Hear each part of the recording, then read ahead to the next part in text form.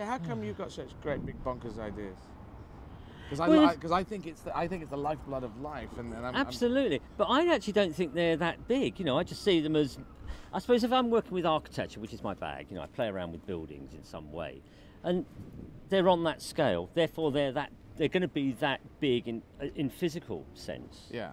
You know, if you want to do something on the roof, you say, I'll do it with a coach, you know, suddenly it's a big thing, because a coach off the road and put up into the air becomes a sort of major. No, hold on. I think there's a false premise in there. The idea that they're not that big. They are big. I think I saw you in another interview where you were saying, because, you know, you could do a small one of that, the teeny weeny thing. That's in there. Yeah. No, you want to do big because it's more exciting and more fun and more dramatic and more everything-y. I suppose for me it's kind of, there's that situation where it's never always been big. You know, it has started like that, and you do that, and then you do one of those, then you do one of those, and it's kind of grown because you become more confident, and then you start to get friends around you, you know, like yourself supporting, like engineers coming in and saying, yeah, that's actually possible, Richard, but you'll have to do this, to do that.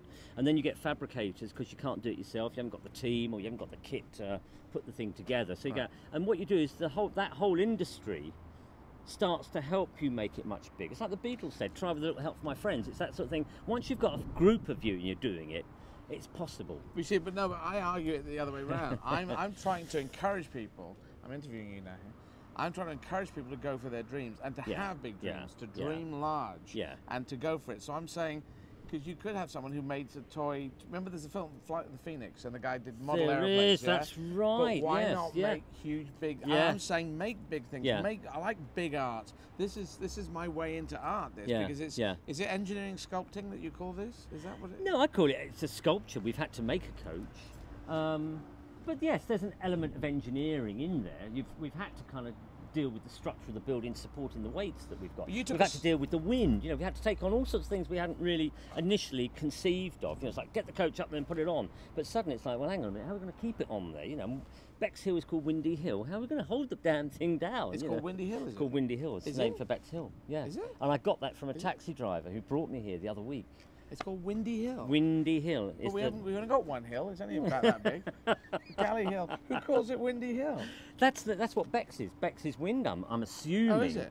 Bexhill, Windy Hill. Oh. So. Oh God, that's the first time I've learned. I didn't know what Bex is. There used to be a train in the old days, a steam train called Box Hill, which is named after Box Hill, which is on the Great Western Rail. But I didn't know what Bex meant. So that really, is that what it means? That's what it is. And of course, not if I'd been told that a while ago, you know, it would have meant I could have reconfigured things, because we've had a bit of a compromise here, let's say, because there's a lot of steel up there holding the piece down, and we've had to go for permissions to actually anchor onto this iconic building. So there's been a little bit of bureaucracy that we've had to struggle with and fight, and in fact they've been very good in allowing us to expose certain elements of the building structure. But it means your eye has got to also look at that I-beam up there, and that worried me slightly.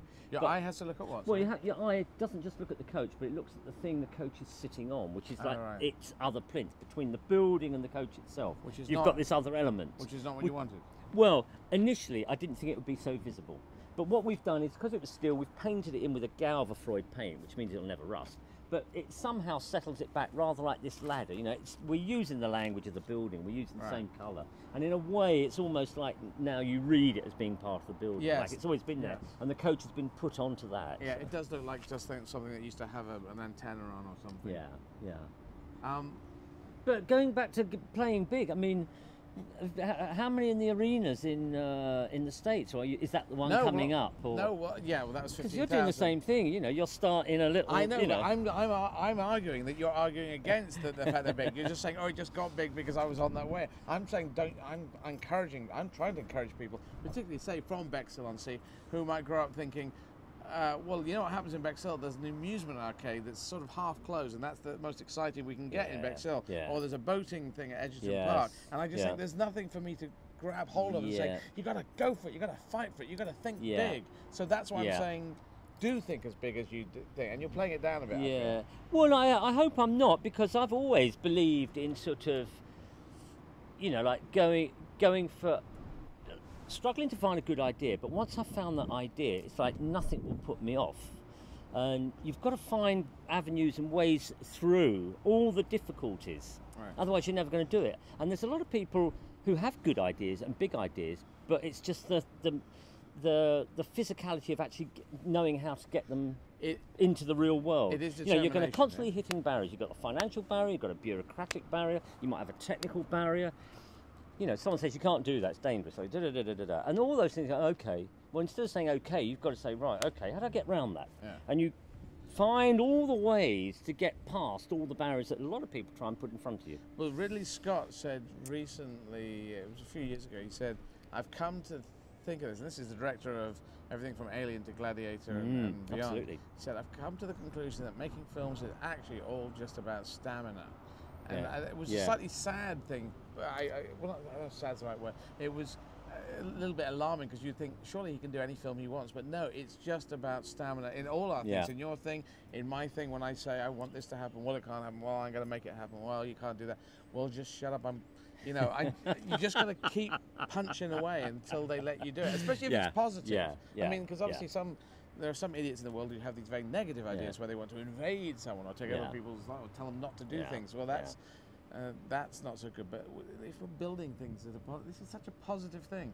I was trying to work out who because I thought about 30% of people would be negative about this. But no, we've not seen anybody or heard anybody running it down to date. No, it's about 99% positive, and then 1% is just waiting for the person to step aside. I'd just like to be negative about this. My name is Mr. Ding Dong, and I think I hate it. My God, why? But I think it's beautiful because it's also kind of British in our.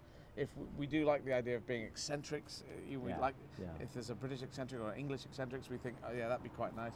And so this is eccentric, bonkers. It's part of an iconic film. But even someone from Venezuela could go, so you've got a bus on a building. Yeah, absolutely. But I also like it because with its kind of rather faded, washed out colours, it's very much about being down at the seaside. And the other day I went into a shop and I thought I'd send a postcard home. And I pulled the postcard out of the rack, and half of it, the bottom half, was a perfect photograph.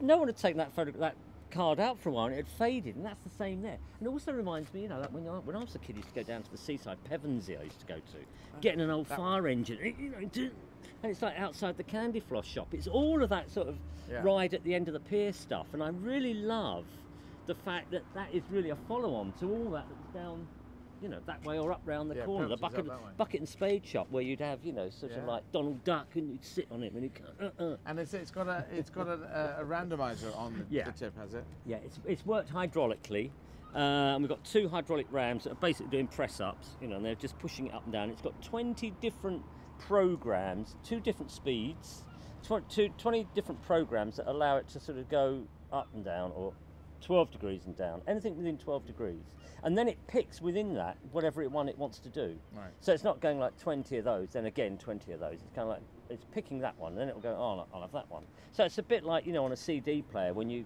have, what is it called, whether you... Randomizer. Yeah, I was going to phone you up. You don't reply to your phone calls, do you? I was sending you texts. No, you did. You sent me 2 texts, and I sent you one back. But I pressed the send button halfway through one, so I had to send you another one later on that day or evening.